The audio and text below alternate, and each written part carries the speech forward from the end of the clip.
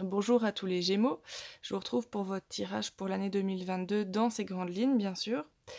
Et je m'excuse de devoir faire assez court car je ne me sens pas très très bien aujourd'hui. Je suis indisposée et c'est un peu la cata. Mais bon, vu qu'il y a toujours autre chose pendant les congés du mois de décembre, je vais quand même essayer de vous le faire un minimum. Donc, pour le cavalier de bâton, en haut à gauche, j'ai demandé un aspect négatif pour votre année 2022.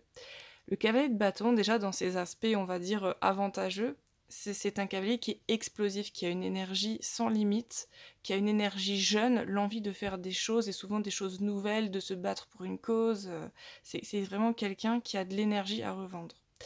Mais dans son côté négatif, ça peut être aussi quelqu'un d'impulsif, de trop impulsif ou qui va disperser trop facilement son énergie. Donc là, on va parler du coup de la carte juste à côté, qui est le magicien. Je reviendrai au cavalier de bâton pour vous expliquer, mais je vais d'abord vous expliquer toutes les cartes. Donc le magicien, là est représenté par une femme, mais ça peut très bien être un homme, il n'y a pas de souci. Elle représente le pouvoir intérieur, votre savoir est ce que vous pouvez en faire, ou vos capacités est ce que vous pouvez en faire. Vous avez la capacité et en plus vous pouvez l'utiliser pour agir. Vous avez donc quelque chose en vous, une connaissance acquise, donc soit dans cette vie ou sûrement bien sûr au cours d'autres vies, qui ne demande qu'à être utilisée, d'où peut-être ce côté explosif, cette envie de faire ressortir ce pouvoir, mais vous devez aussi avoir le pouvoir de le faire avec parcimonie et au bon moment aussi. J'oublie sûrement des adjectifs, mais voilà, grosso modo, je pense qu'on y est. On va y revenir. À droite, alors là j'ai tiré 2 cartes. En conseil pour l'année 2022, vous en avez 2 et je pense que c'est simplement pour faire un agrandi sur le roi d'épée. Donc le roi d'épée, ça symbolise soit un homme ou soit aussi une énergie masculine. Ça peut être une femme avec une énergie fortement masculine. Le roi d'épée, c'est quelqu'un qui est assez solitaire. C'est quelqu'un qui est beaucoup orienté vers ses objectifs, vers ses idéaux, vers ses valeurs. Et pour les mettre à bien, il faudra souvent qu'il ait besoin d'être seul, de s'isoler. Donc, est-ce que ça vous représente vous ou est-ce que ça représente votre conjoint, un ami proche?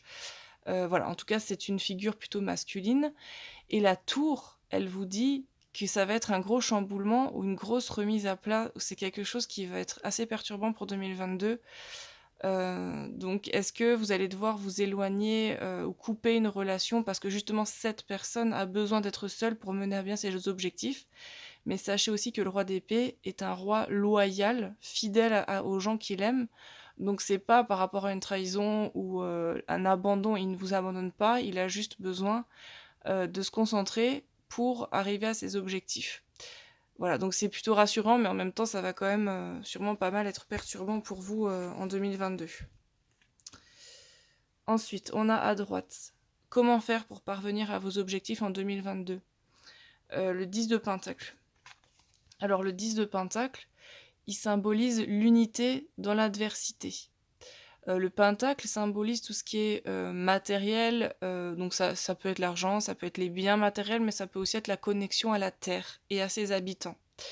Donc là, on voit que pour parvenir à vos objectifs, n'hésitez pas à vous rapprocher de personnes, aussi différentes soient-elles de vous ou les unes des autres.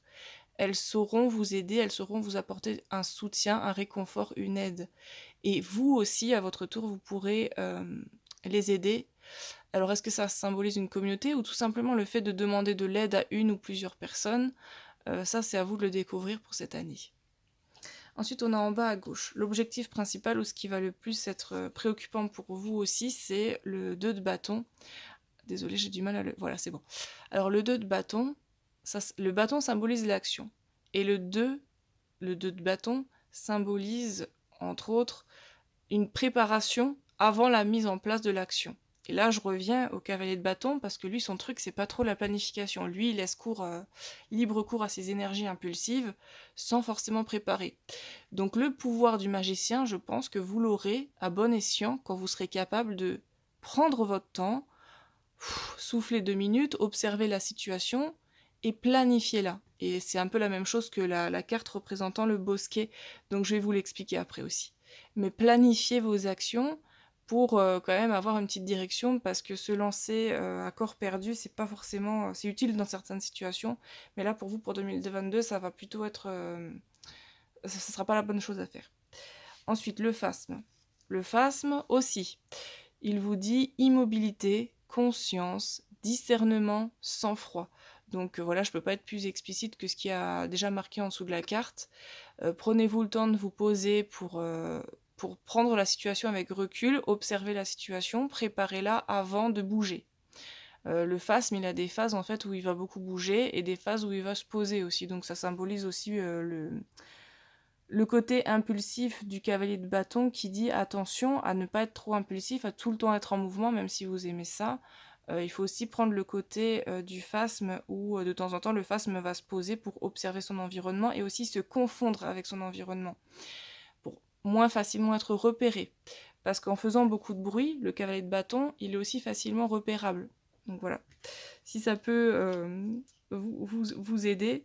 En tout cas, il y a beaucoup de cartes qui ont les mêmes significations. Tout est cohérent là dans votre tirage, donc c'est vraiment une bonne chose. On ne peut pas être plus explicite. Et le bosquet, c'est pareil.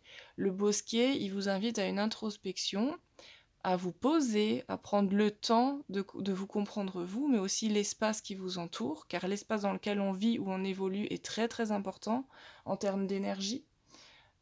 Prenez le temps d'observer, c'est ça le message global. Vous avez une force en vous, donc votre côté positif, le magicien, mais cette force, il va falloir un petit peu quand même l'utiliser à bon escient. C'est vraiment le message principal. Et de nouveau, là j'ai tiré la carte de la force. Lorsque vos racines sont profondes, donc là ça rappelle aussi les arbres du bosquet, vous n'avez pas à craindre l'orage. Donc enracinez-vous avant d'utiliser votre force, votre courage, votre impulsivité. En fait, le cavalier de bâton n'est pas négatif en soi, c'est simplement la manière dont vous l'utilisez actuellement qui est trop. C'est trop dans le côté négatif, ou en tout cas déséquilibrant. Voilà, donc pour vous les Gémeaux, je vous souhaite un très bon passage à la nouvelle année, et j'espère que vous avez passé de très bonnes fêtes reposantes, et que 2022 sera meilleur pour tout le monde, parce que je pense qu'on vit tous, quelles que soient nos idées, des moments assez difficiles en ce moment. Voilà, à l'année prochaine, ciao ciao!